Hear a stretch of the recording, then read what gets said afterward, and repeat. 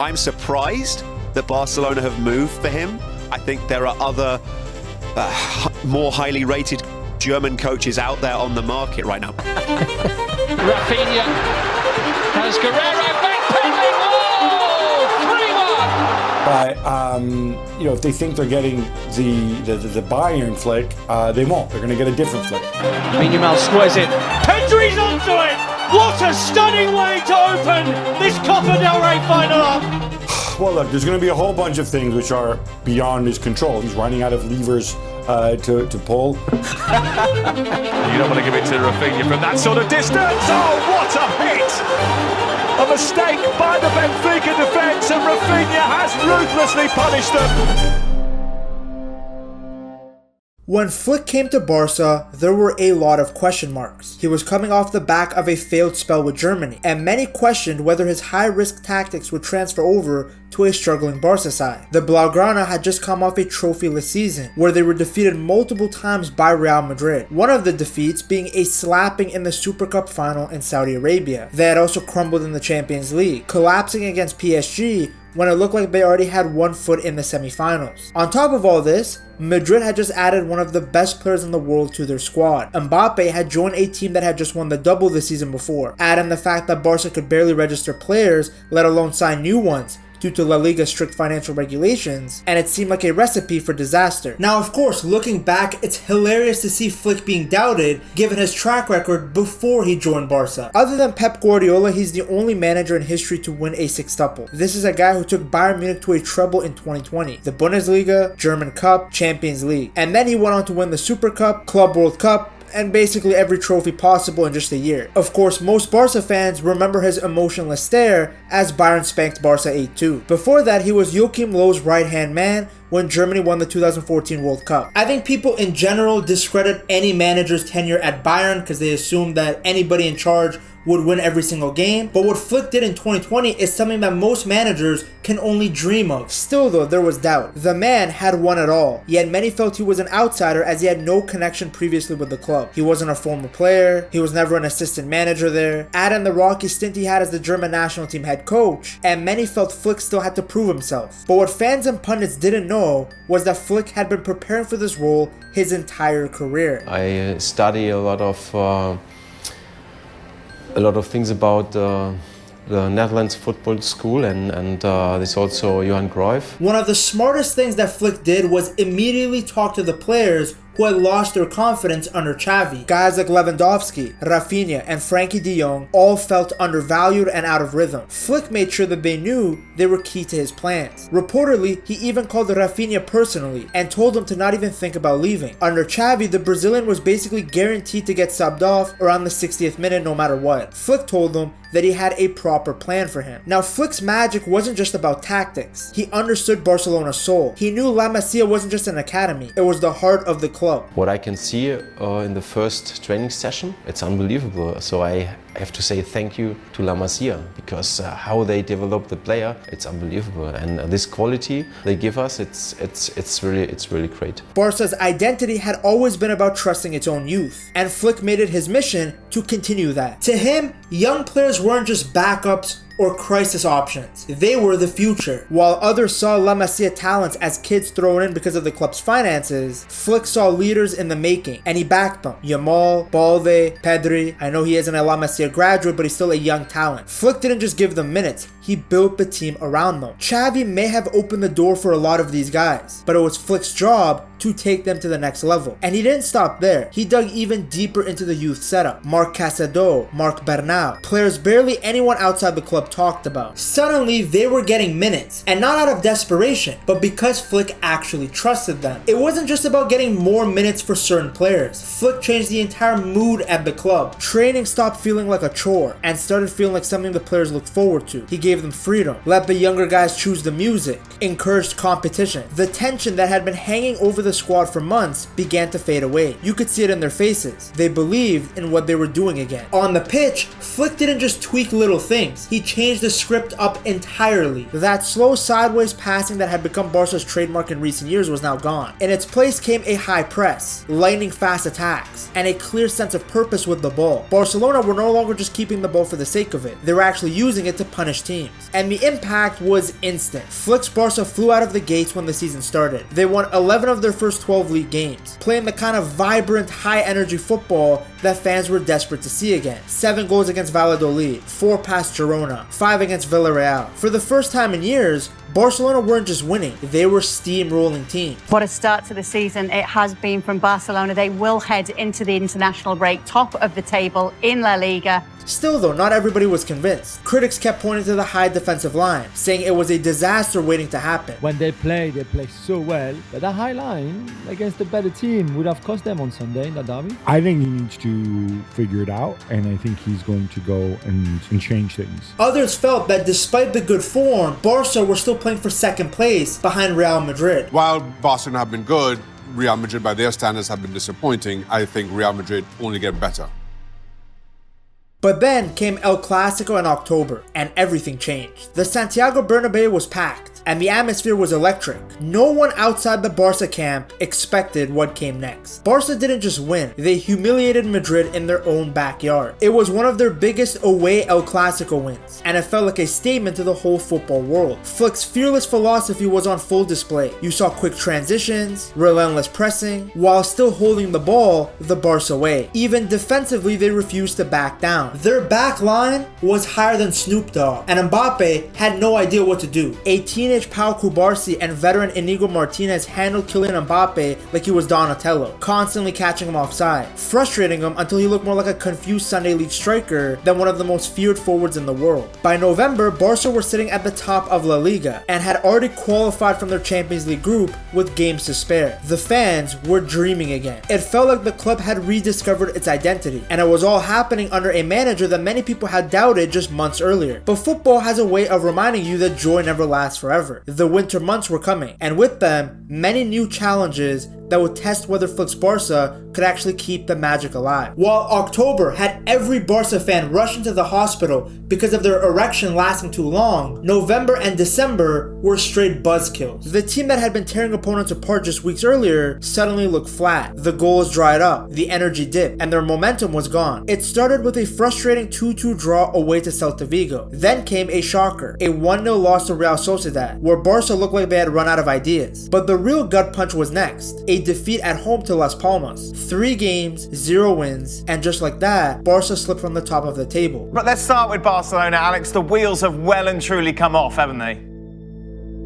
It does feel like more than just a blip now. Real Madrid, who had been 7 points behind not just long ago, caught up and even jumped ahead. Naturally, the critics all pounced. Oh, Flick's tactics don't work anymore. It was a purple patch. Teams have figured them out. And to be fair, Sociedad and Las Palmas had shown a blueprint. If you sit deep, wait for mistakes, and then hit balls over the top of Barca's high defensive line, you could win matches. It also didn't help that the team looked exhausted. Without Yamal, who was out with a sprained ankle, there was almost no creativity. The attack felt predictable, and the spark they had was gone. Then came the Atletico Madrid game, a match that Barca should have won. They dominated possession, they created more chances, but couldn't finish. And you know how it goes with Diego Simeone. If you miss your chances, you get punished. And that's exactly what happened. A moment of sloppy defending, and Atletico's Norwegian fridge scored on Barca again. I don't know why this guy turns into prime Haaland every time he plays Barca. From the outside, it looked like a crisis, but inside the locker room, Flick was calm. He didn't throw his players under the bus, he didn't complain about the referees, he didn't moan about how Barca couldn't compete financially with other big clubs. He didn't even rip up his game plan. Instead, he stayed true to his philosophy and told his players that the season was far from over. In fact, Flick saw that loss to Atletico as the turning point. In his mind, that was the moment this team proved that it was different from past Barca squads. Old teams would have folded under the pressure. They would have lost belief and just had a complete meltdown. But not this one. Help was also on the way. Many injured players were coming back. The squad was getting deeper. And in January, Szczesny arrived to add more experience and leadership to the team. Flick knew it was time to respond, time to get back to winning football. And slowly, the feeling around the club started to shift again. After a cold, miserable December, January felt like a new start. Something in Barcelona had changed. Flick didn't rip up his tactics, the high press stayed, the high defensive line stayed, but the execution was now sharper. The first signs came with back-to-back wins against Alaves and Getafe. They weren't beautiful. In fact, the game against Getafe was exactly what you expect when you play against Osama bin Bordalas. Scrappy, ugly, and filled with fouls. But Barca got it done, and that was the point.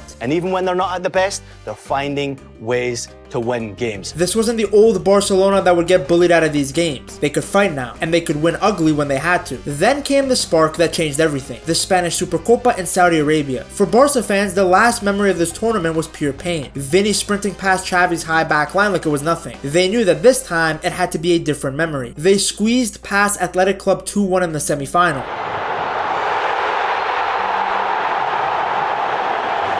Booking a dream final, another El Clásico against Real Madrid. But this wasn't the same situation as the 4-0 hammering back in October. The tide had changed. Real Madrid were now the team in good form, and Barca were coming out of a poor run of form. People were asking if the tide had turned. 5 minutes into the final, it looked like Madrid might take control. Mbappe scores! The man for the occasion! But then Barcelona answered in the loudest way possible. Lovely drop of the shoulder from Lamine Yamal. He keeps his balance, he keeps his head, and he equalises for Barcelona. Oh, brilliant, Rafinha! How did 3 defenders not spot him coming in? And then never stopped. They smashed Madrid again and lifted their first trophy under Flick. It was their first piece of silverware in over a year, and it meant more than just a cup. This was a message. Barca were back. From that night on, something switched. From January onwards, Barca dominated every La Liga team. Every time they went behind, they fought back. In total, they had 9 come-from-behind wins that season, 6 in the league alone. The fragile label for Barca was gone. They were now the comeback kings. The chase for the title was relentless. At the start of the year, Madrid were 7 points ahead. By early March, Barca had wiped out the gap and taken the top spot. Flick's little tweaks had made a big difference. He had pushed Frankie de Jong deeper to control the games, he trusted Inigo Martinez to continue the high line, and was rotating smartly to keep the players fresh. The team that looked vulnerable in December now looked unstoppable. The turning point in mentality came in the rematch with Atletico Madrid. It was a must-win game, and within 30 minutes, Barca were down 2-0. Under Xavi, respectfully, and I love him and I appreciate all that he did, Barca would have lost this game 4-0. Most teams would have thrown in the towel. Not this one though. Flick's side fought back and won, showing exactly why they'd become the most feared team in all of Europe. From there, the fireworks didn't stop. In February, they destroyed Valencia 7-1. But the real magic wasn't even the tactics. It was the togetherness that Flick had built. Players who were once written off suddenly mattered again. Ferran Torres became the ultimate super sub, scoring 19 goals without even being a regular starter. Eric Garcia, a player who many thought wasn't at Barca's level, stepped in whenever needed and delivered. There were no egos, no sulking, just a squad pulling in the same direction. Flick believed in them, and they believed in each other. By April, Barcelona were on a roll, top of La Liga, Copa del Rey final secured, flying in the Champions League. The treble wasn't just a dream anymore, it was actually a real possibility. The same team that people doubted in winter now looked like they could take on anyone in the world. Fast forward to April 26th in Seville. The stage couldn't have been bigger. Barca versus Real Madrid. 1 game for the Copa del Rey. Barca had already beaten Madrid twice that season, but finals are different. Madrid wanted revenge, and Barca wanted to prove it wasn't a fluke. From the first whistle, Barcelona came out strong. They pressed high, they moved the ball quickly, and looked like the sharper side. But Madrid were not going down without a fight. In the second half, they started swinging the game their way. In fact, when Tchouaméni scored from the corner, most people thought the game was over. Tchouaméni! Just like in the semi-final, Aurelien Tchouaméni! But then Barca responded. Lamine Yamal has popped a ball that's asked a question of Real Madrid, and Ferran Torres has delivered. He's been their go-to man in the Copa del Rey. And how about that tonight in the final? The tension was insane. Every tackle was cheered like a goal. Every counterattack had fans holding their breath. There was even a huge penalty shout for Barca that went to VAR, only for the ref to wave it off. The arguments, the shoves, the little fouls, it was pure El Clásico chaos. Extra time came and the pressure only grew. You could see players starting to tire, but no one wanted to make the first mistake. Then, in the 116th minute, came the moment that will live forever in Barca's history. Short, Koundé onto it to maybe win the Copa del Rey. Koundé with a killer effort, and Barcelona celebrate in Seville. Barca's bench emptied. Flick sprinted down the touchline. When the final whistle blew, it was official. Barcelona were Copa del Rey champions. Their 32nd title in the competition, their second trophy of the season, and once again they had beaten Madrid to get it. Flick hugged every player. The pride on his face was impossible to miss. Now, dominating in Spain was one thing. Barcelona had done that before. But the Champions League, that was the real mountain that this young team had to climb. The group stage was a statement. Barca ripped through almost everyone they faced. What they did to Bayern was a reminder that this was not the same Barca as the year before. Yamal, perfect pass, picking out Rafinha, surging forward again, it's the hat-trick goal! Barcelona running riot against Bayern. They looked like one of the tournament favorites. Then came the knockouts. First up was Benfica, and Barca tore them apart over the two legs. Rafinha. Oh, can you believe that? Can you believe that? In the 96th minute, Rafinha has won it for Barcelona. Poor Benfica caught the wrath of Rafinha both in the group stage and in the knockouts. The quarterfinals against Dortmund looked like it would be the same story. The first leg, pure domination. Barca could have scored 5. But in the second leg, things got tense. Dortmund pushed hard, and the game ended up being far closer than Flick or the fans would have liked. Still though, Barcelona were through. And then came the real test, the semifinals. A disciplined, experienced defensive side stood in their way. It was a beautiful clash of styles. Barca's fast, aggressive attack against a side that was built to frustrate you defensively. The first leg didn't start well. Barca looked a little off, and Inter took full advantage. But if we learned anything that season, was that this team doesn't fold. They fought back. Yamal. Wriggling his way through. Oh, it's simply sensational. Rodri with a chip in this. They're set up from Rafinha. It's a brilliant goal. Turning the game into a 6-goal thriller and set the stage for an epic second leg at the San Siro. The return leg ended up being pure Champions League drama. Back and forth. Chances at both ends. By the 87th minute, it was still hanging in the balance. And then Rafinha struck. Again, Sommer breaks. Rafinha, it's in! It's in! And Barcelona lead with 3 minutes to go. For a moment, it felt like destiny. Barca were going to be in the Champions League final for the first time since 2015. Rafinha was going to win the Ballon d'Or. But football can be cruel. In the dying moments, Inter landed the final blows. Referee says play on, Dumfries into the middle. It's another twist.